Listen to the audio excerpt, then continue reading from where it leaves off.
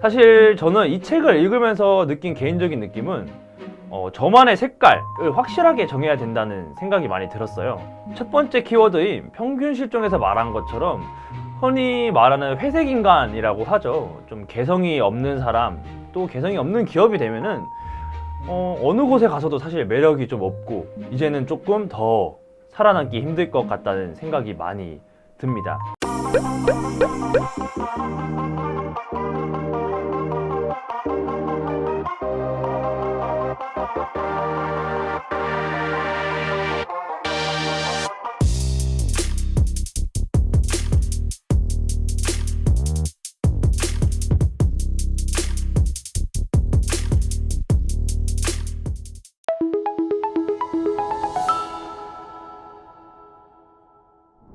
안녕하세요. AMPN 글로벌의 박상영 대리입니다. 마케터라는 직업은 사실 사회 흐름 그리고 소비자들의 패턴을 조금 더 잘 알고 있어야 된다고 생각합니다. 그래서 오늘은 제 마케터의 시선에서 본 트렌드 코리아 2023 한번 리뷰해 보도록 하겠습니다. 트렌드 코리아는 매해 그 해 동물의 이름이 들어간 키워드를 제시합니다. 올해의 키워드는 검은 토끼의 해로 레빗 점프라는 타이틀을 달고 있습니다. 전 세계적으로 경제가 침체되고 있는 와중에도 도약하는 토끼처럼 2023년도를 대비하도록 해야겠습니다. 트렌드 코리아의 첫 번째 키워드는 가장 중요한 키워드라고 볼 수 있는데요.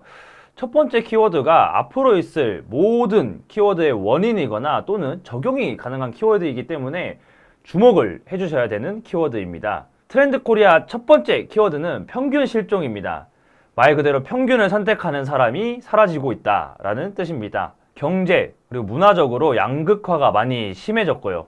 그리고 다양한 라이프 스타일의 등장으로 특정 집단으로 묶을 수 없이 막 산발적으로 분포하게 되는 N극화 그리고 한쪽으로 치우치는 사회 이런 분위기 때문에 사실 평균값은 점점 무의미하게 되고 있습니다. 원인은 다양합니다. 코로나 이후로 양극화가 심해지기도 했고요. 경제, 사회, 정치, 그리고 교육, 문화 등의 차이가 많이 벌어진 것도 있습니다. 또 경기가 위축될 땐 소비자들의 지출을 줄이기 위해서 양극단으로 자원을 선택하는 성향을 보입니다. 초저가, 프리미엄 제품이 동시에 유행하는 현상이 그렇습니다. 금융권의 바벨 전략이 대표적인 사례입니다. 바벨처럼 양극단의 극안전자산, 극위험자산으로 본인의 포트폴리오를 구성하는 것을 말합니다. 기업들 그리고 마케터들은 소비자들을 잡기 위해서 예전처럼 평범한 대중들을 타겟으로 해서는 살아남기가 사실 이제 어려워졌습니다. 자신만의 뾰족하고 확고한 색을 가지고 있어야 그리고 그것을 어필을 잘 해야 살아남을 수 있습니다. 두 번째는 오피스 빅뱅입니다. 그 중에서 퇴직 열풍이 주요 키워드입니다. 조직 문화 그리고 노동에 대한 인식이 많이 변화하고 있습니다. 예전에는 사실 한 회사에 오래 다니면서 승진을 높게 하는 것이 목표였다면 지금은 퇴직과 이직을 통해서 나의 몸값을 올리고 더 좋은 환경을 찾아서 떠나는 사람들이 많아졌습니다. 이런 성향은 조직의 성장보단 개인의 성장을 중요시하는 성향이 강해졌기 때문입니다.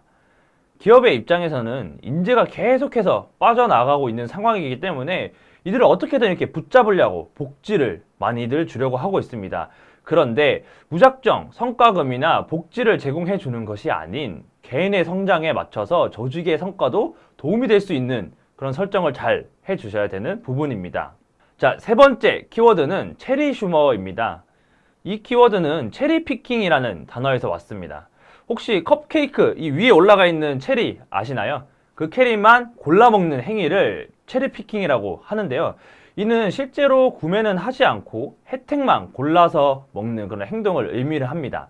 예전 그리고 과거에는 부정적인 인식으로 얌체 같은 그런 인식으로 사용을 많이 했지만 지금은 소비자들이 이런 행위를 굉장히 똑똑하고 합리적인 소비라고 생각을 하고 있다는 점입니다.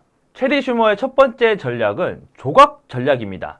예를 들면 자신이 필요한 만큼 소분된 과일이나 채소를 소비하는 형태를 말합니다.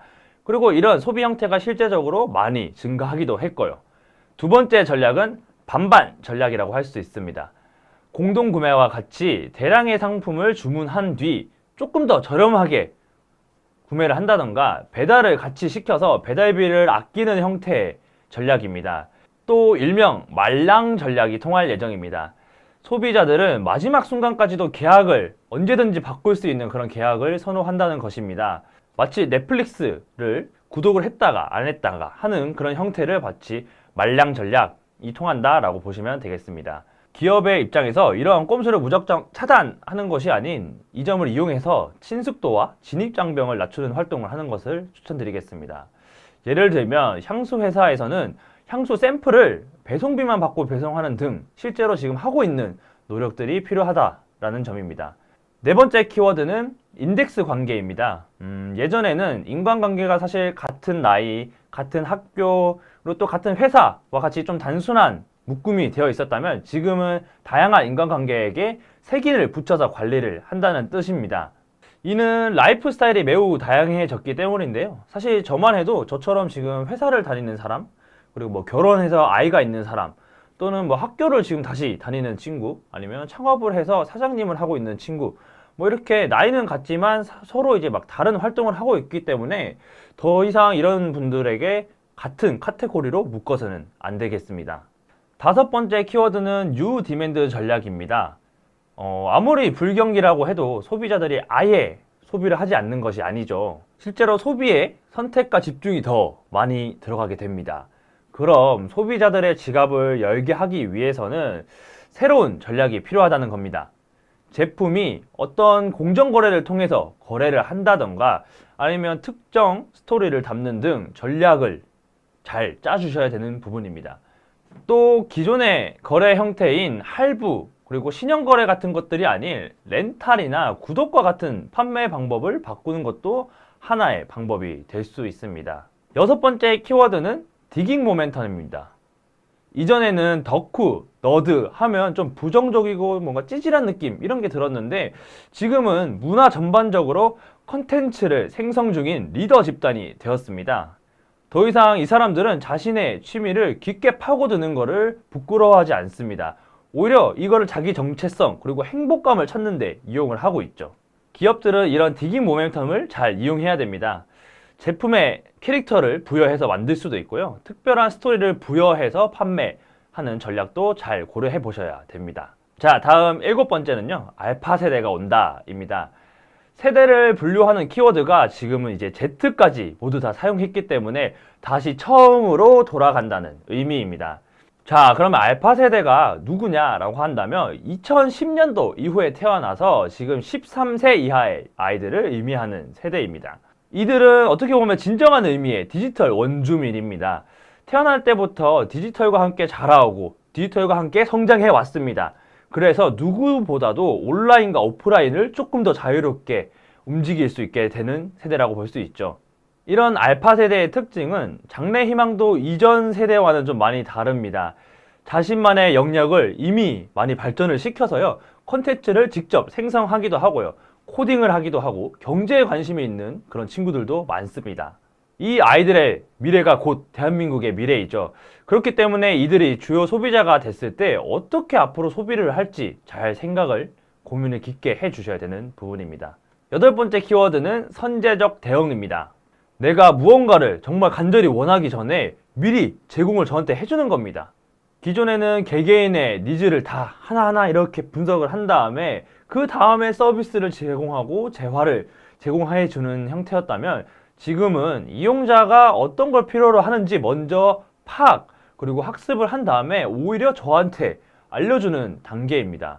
이런 형태를 잘 제공하기 위해서는 아직 발생하지 않은 문제에 대한 해결책을 먼저 제공할 수 있는 상상력 그리고 이걸 누가 먼저 더 적합하게 발휘를 하느냐가 중요하게 될 예정입니다. 아홉 번째는 공간력입니다. 비대면 시대의 중요성을 지나 다시 오프라인의 공간이 중요해지고 있습니다. 예를 들면 온라인 쇼핑몰로 유명한 무신사 다들 알고 계시죠? 무신사가 이제 오프라인 매장을 내거나 대형 가구점이 이케아가 이케아랩을 연 것 같은 것들이 좋은 예시가 될 수 있습니다. 사람들을 공간으로 끌어당기는 힘, 그 공간력이 다시 중요해지고 있습니다. 마지막 열 번째 키워드는 네버랜드 신드롬입니다. 나이를 전혀 먹지 않는 피터팬이 사는 곳, 그곳이 바로 네버랜드죠. 나이를 들기를 거부하는 트렌드가 불고 있습니다. 포켓몬빵 대란, 짱구 키링과 같은 키덜트 상품들이 많이 판매가 되고 있습니다. 또 자신의 워라밸을 위해서 승진을 거부하는 사람들이 생기기도 하고요. 이들은 자신의 취미에 진심으로 몰두를 하고 즐기면서 또 쉽게 놀 수 있는 것들을 찾기도 합니다. 이런 네버랜드 신드롬은요, 평균 수명 주기가 길어지면서 생애 주기가 많이 변화했기 때문인데요. 예전 30대는 사실 사회에서 경험이 있는 어른이라는 취급을 받았지만 지금의 30대는 사실 아직 막 어른이 된 청년 정도로 많이 인식을 하고 계시죠. 이에 따른 부작용도 이 책에서는 많이 경계해야 된다라고 말을 하고 있는데요. 자기 중심적인 사고가 심해진다던가 문제의 발생을 다른 사람한테서 찾는 등 사회 전체가 유아화하는 것을 경계해야 된다라고 말하고 있습니다. 자, 이렇게 10가지 키워드에 대한 주제를 간략하게 이야기해 보았습니다. 사실 저는 이 책을 읽으면서 느낀 개인적인 느낌은 저만의 색깔을 확실하게 정해야 된다는 생각이 많이 들었어요. 첫 번째 키워드인 평균 실종에서 말한 것처럼 흔히 말하는 회색 인간이라고 하죠. 좀 개성이 없는 사람, 또 개성이 없는 기업이 되면은 어느 곳에 가서도 사실 매력이 좀 없고 이제는 조금 더 살아남기 힘들 것 같다는 생각이 많이 듭니다. 사실 제가 지금까지 말한 트렌드 코리아 2023은 굉장히 큰 뼈대가 되는 이야기들을 한 것입니다. 이 모든 얘기를 제가 다 직접 해드릴 수는 없잖아요. 그렇기 때문에 여러분들이 직접 책을 읽어보고 경험해 보시길 바랍니다. 지금까지 AMPN 글로벌의 박상영 대리였습니다. 감사합니다.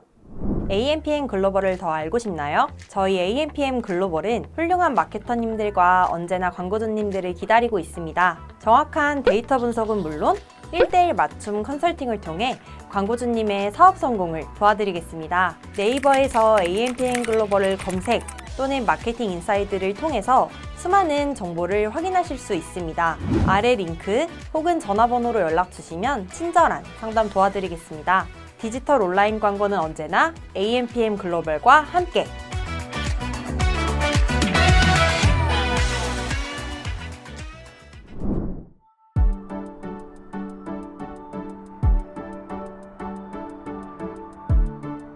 구독과 좋아요는 컨텐츠 제작에 힘이 됩니다.